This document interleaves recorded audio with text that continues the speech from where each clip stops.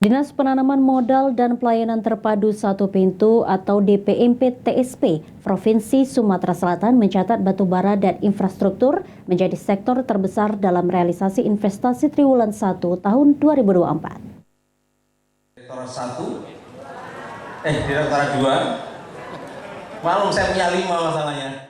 Menurut PLT Kepala Dinas Penanaman Modal dan Pelayanan Terpadu Satu Pintu Sumatera Selatan Lusapta Yuda Kurnia, bahwa di triwulan ke-1 tahun 2024 ini tercatat batubara dan infrastruktur menjadi sektor terbesar dalam realisasi investasi.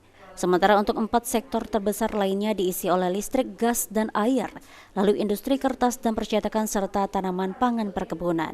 Ditambahkan Yuda, untuk realisasi investasi di Sumatera Selatan saat ini sudah mendekati capai target pemerintah pusat yaitu sebesar 55 triliun.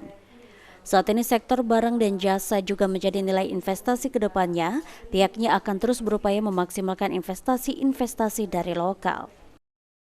Infrastruktur yang memang sekarang ini lagi digiatkan kembali, ya semoga untuk infrastruktur jalan, terutama jalan tol itu akan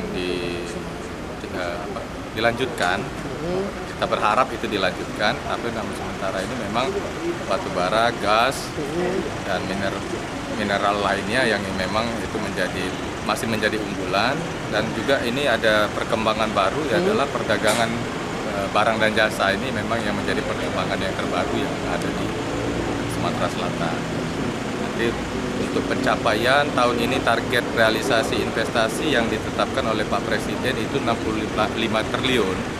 Dan alhamdulillah di tahun 2023 itu target realisasi 55 triliun kita sudah mencapai yang optimis.